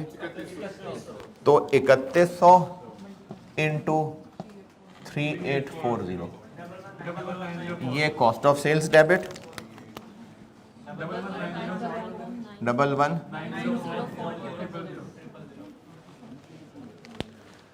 और जो 500 हैं 3100, क्या हुआ? 3600 है ना, 3600 थे, 500 जाया हो गए, कस्टमर तक कितने पहुंचाने? 3100, ये वो 3100।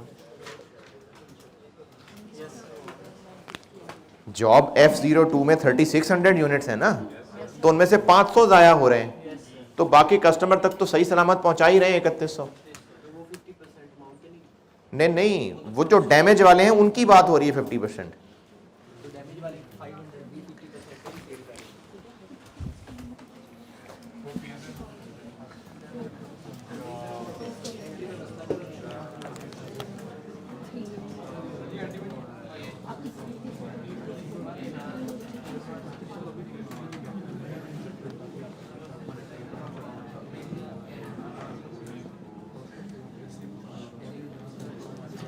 पहले इनमें बताएं इतराज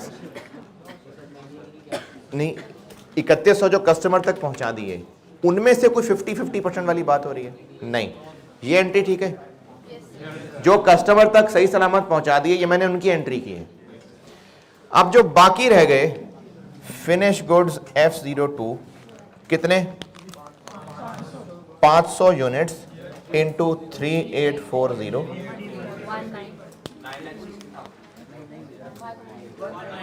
अच्छा इसमें अब हम ये जो 50% वाली बात उसने की है ये समझते। 500 units were damaged and their NRV is 50% of the cost. बेच दिए हैं, ये फिर पड़े रह गए ना। दो काम कर सकते हैं, आप फिनिश गुड्स के अकाउंट से पूरी अमाउंट निकाल के डैमेज इन्वेंट्री के नाम से एक अकाउंट बना दें, यानी यहां से निकाल लें, जिस तरह वो प्रोसेस कॉस्टिंग में स्क्रैप इन्वेंट्री बनाते थे, तो चाहे ऐसे कर लें, मैं ये आपको लिख देता हूं फिर बताता हूं कि इसके अलावा और क्या कर सकते हैं। डैमेज इन्वेंट्री एक अलहदा से अकाउंट बना लें, ये कितना बना? 1920, इसमें से आधा, जिस तरह वो हम स्क्रैप वैल्यू पे स्क्रैप इन्वेंट्री अकाउंट बनाते थे, तो ये या तो ऐसे कर लेते हैं, बाकी जो डिफरेंस है वो P&L को चार्ज हो गया। या फिर ऐसे करने कि इसको फिनिश गुड्स में ही पड़ा रहने दें, जस्ट एनआरवी राइट डाउन कर दें, P&L debit finish goods credit 960 बस, यानी रहे वो फिनिश गुड्स में, बस वैसे ही राइट डाउन करके एनआरवी पे ले आए। अगर ऐसे करना है तो फिर ये फिनिश गुड्स इन्वेंट्री से निकल के डैमेज इन्वेंट्री में जा रहा है, यहां से निकाल के अलग से जैसे स्क्रैप इन्वेंट्री होती थी। बाकी P&L ये भी ठीक है और ये भी ठीक है कि आप ये अलग से इन्वेंट्री ना बनाएं, फिनिश गुड्स में ही पड़ी रहने दें, बस राइट डाउन कर दें। P&L debit finish good inventory credit 960। नहीं तो उसने ये तो नहीं कहा कि बेच दिए हैं, उसने कहा है इज इतनी।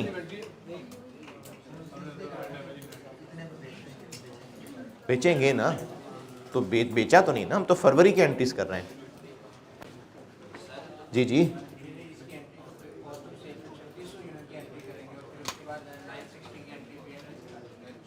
क्यों कॉस्ट ऑफ सेल में क्यों किए? कॉस्ट ऑफ सेल में तो जो कस्टमर को जाएंगे उन्हीं की एंट्री होगी ना। कॉस्ट ऑफ सेल तो वही होगी ना जो बिके हैं उनकी कॉस्ट, तो बिके तो 3100 हैं, बाकी तो नहीं बिके।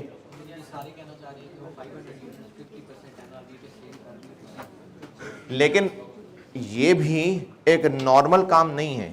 फिनिश गुड्स का जाया होना बाय डिफॉल्ट, इन्वेंट्री वैल्यूएशन के लेक्चर नोट्स देखना, फिनिश गुड्स का जाया होना बाय डिफॉल्ट एबनॉर्मल होता है, तो वो नहीं कॉस्ट ऑफ सेल को चार्ज होती चीजें, वो P&L को जाती हैं।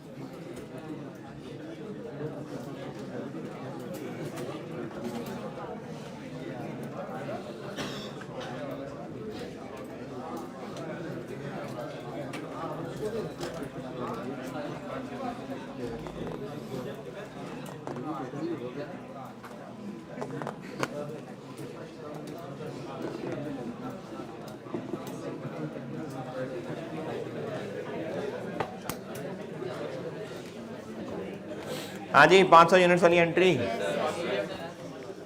और लास्ट पैराग्राफ,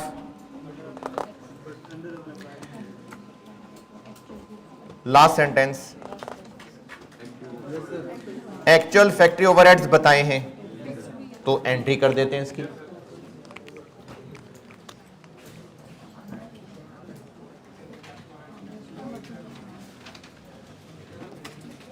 ये वर्किंग मिटानी है, ये वर्किंग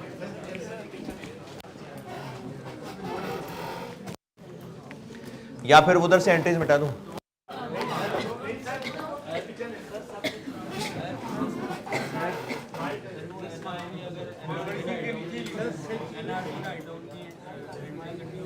तो फिर वो डेबिट डैमेज इन्वेंट्री उड़ जाएगा और ये जो क्रेडिट हो रहा है ये भी 960 से ही होगा, यानी उसी में रहते हुए बस कम कर दिया, वैल्यू डाउन कर दी। अभी मैंने क्या किया, अभी फिनिश गुड्स इन्वेंट्री से ही निकाल के डैमेज इन्वेंट्री बना दिया, तो सारी फिनिश गुड्स इन्वेंट्री से निकाल दी। ये भी कर सकते हैं कि वो उसी फिनिश गुड्स के अकाउंट में रहने दें, बस एनआरवी राइट डाउन कर लें।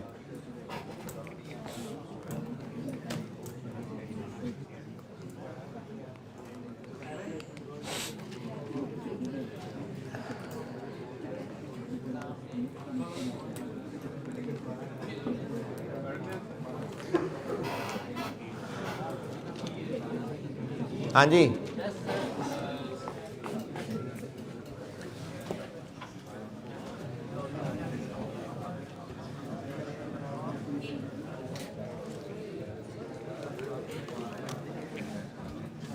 एक्चुअल एफओएच की एंट्री,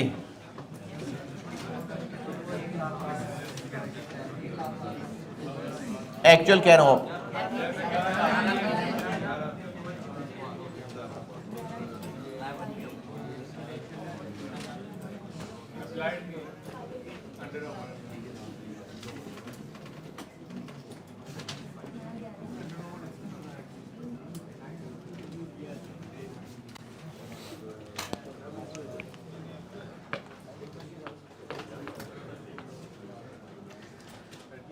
जी इस 11 मिलियन की एंट्री के बाद अंडर अप्लाइड, अच्छा अब जब आप अंडर अप्लाइड, क्योंकि सवाल में जिक्र है अंडर अप्लाइड की एंट्री करेंगे, तो उस अंडर अप्लाइड के लिए इस 11 मिलियन को आप इनसे कंपेयर करेंगे? ये तो सिर्फ है, सिर्फ यही 2 जॉब्स हैं, नहीं और भी थी। तो हम इस एक्चुअल अच्छा ये जो एक्चुअल एफर्ट्स बताएं ये सिर्फ इन 2 जॉब्स के बताएं? नहीं, ये पूरे महीने पूरी फैक्ट्री के हैं। तो फिर इसको कंपेयर भी वो 1 लाख आवर्स वाली जो टोटल अप्लाइड है उससे करना है। जिन्होंने एंट्री की हुई है तो एफर्ट्स कंट्रोल देखिए, 2 एंट्रीज की हुई हैं आपने, एक ये है और एक 61 समथिंग की, वो दोनों मिला के अप्लाइड, ठीक है, इसलिए वो जरूरी था नोट लिखना। और अगर एंट्री नहीं की, नोट ही लिखा है, फिर भी इस 11 मिलियन को इससे नहीं कंपेयर करना, पूरे 1 लाख वाले अप्लाइड से कंपेयर करना। 12 मिलियन तो कितना है, अंडर या ओवर? ओवर अप्लाइड है।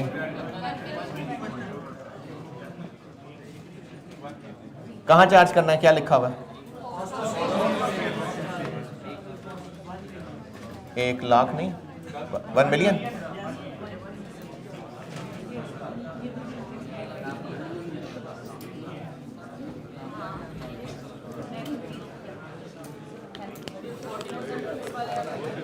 हम लोग जब ये एफओएच की कैलकुलेशन और ये जो डबल एंट्रीज पड़ी हैं, इनमें कहीं फर्क पड़ रहा है कि फिक्स्ड ओवरहेड की एंट्री कर रहे हैं कि वेरिएबल की कर रहे हैं? तो बस इस सेंटेंस का भी कुछ नहीं करना। ये एंट्री समझ नहीं आई?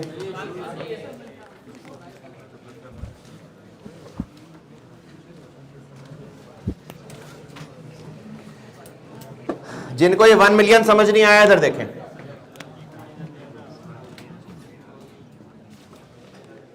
पिछले सवाल में अंडर ओवर अप्लाइड कैसे निकाला था? अभी जो पिछला सवाल किया था कैसे किया था? अप्लाइड लिखा हुआ था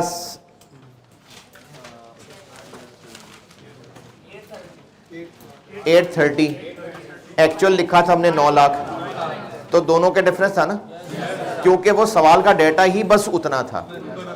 अभी इस वक्त जो हमें डेटा दिया था जॉब्स का, वो इन 2 जॉब्स का था, लेकिन जो एक्चुअल एफओएच बताएं वो सिर्फ इनके नहीं है, वो सबके हैं। और ये कैसे पता चल रहा है? क्योंकि कंपेरेबल ही इनसे नहीं है, कंपेरेबल भी ये है उनसे जो पूरी फैक्ट्री के अप्लाइड एफओएच थे। पूरी फैक्ट्री के अप्लाइड एफओएच कितने थे? वो 12 मिलियन थे।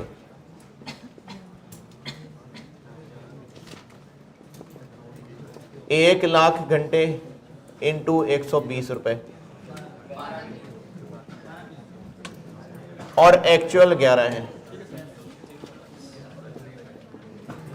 ये ऐसे निकला है 1 मिलियन।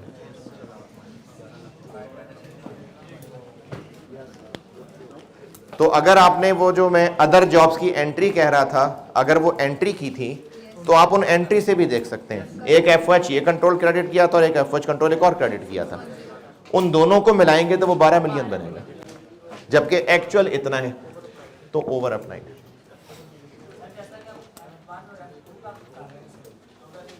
नहीं, एंट्री सिर्फ F12 की कर रहे हैं, एंट्री सिर्फ आप कह रहे हैं इनकी कर रहे हैं, नहीं, रिक्वायरमेंट देखें, रिक्वायरमेंट में ये तो नहीं कहा कि F12 की एंट्रीज कर दें। हाँ, उन्होंने कहा है फरवरी की जो भी ऊपर ट्रांजैक्शंस हैं उनकी एंट्रीज कर दें। तो जितना कुछ ऊपर डेटा है उनकी एंट्रीज की हैं हमने।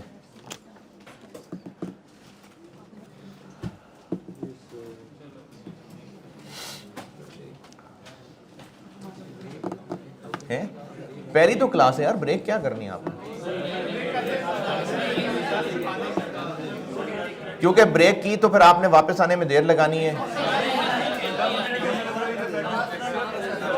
क्या है?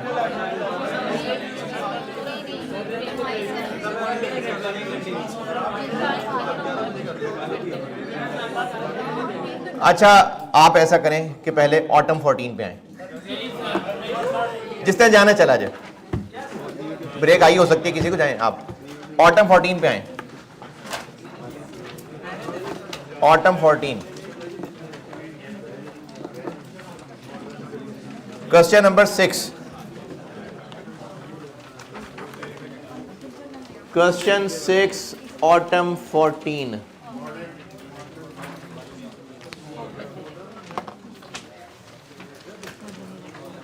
इस सवाल पे अगर नजर ही मारने आप तो ये इसी सवाल का हल्का वर्जन है, कम चीजों के साथ।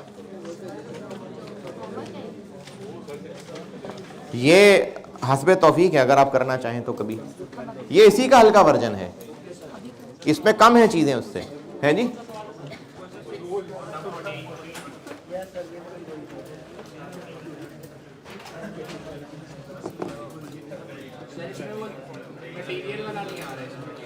मटीरियल वाला मसला भी नहीं है, और वो सारे ओवरहेड्स वाला इशू।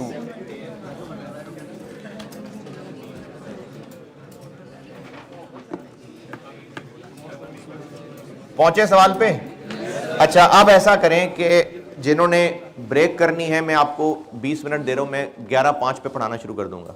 11:05 10:05 पे 10:05 पे पढ़ाना शुरू कर दूंगा। मैं यही हूँ, जिसने नहीं आना ना आए, उसकी मर्जी है। देर से आना है देर से आ जाएं, जिन्होंने ब्रेक करनी है जाएं, जिन्होंने यही बैठ के ये सवाल करना है कर लें। ये हस्बे तौफीक है, ये आपने करना है सवाल। जॉब कॉस्टिंग बस इतना ही है। नहीं, अब अगला लेक्चर सुनाओ। नहीं, ये लेक्चर तो यहीं खत्म हो जाएगा ना। आपके 20 मिनट्स का जो लेक्चर है वो। अच्छा, मैं ना दोबारा से कोशिश करता हूँ बात समझाने। जॉब कॉस्टिंग खत्म, जॉब कॉस्टिंग खत्म। 2 सवाल मैंने करा दिए, एक इसका हल्का वर्जन ये आपको दे दिया। ये वाला लेक्चर जॉब कॉस्टिंग ऑनलाइन वालों के लिए जॉब कॉस्टिंग है, जो यूट्यूब पे भी देख रहे होंगे, जॉब कॉस्टिंग का लेक्चर खत्म कर दिया मैंने। अभी कैमरा अल्लाह हाफिज कह के बंद हो जाएगा। उसके बाद उस ऑफ कैमरा में आपकी ब्रेक है, मैं कैमरा दोबारा ऑन करवा दूंगा 10:05 पे। जिन्होंने ब्रेक करनी है वो जब मर्जी आ जाएं, जिन्होंने नहीं करनी वो यहीं बैठना चाहें, ये सवाल बैठ के कर लें।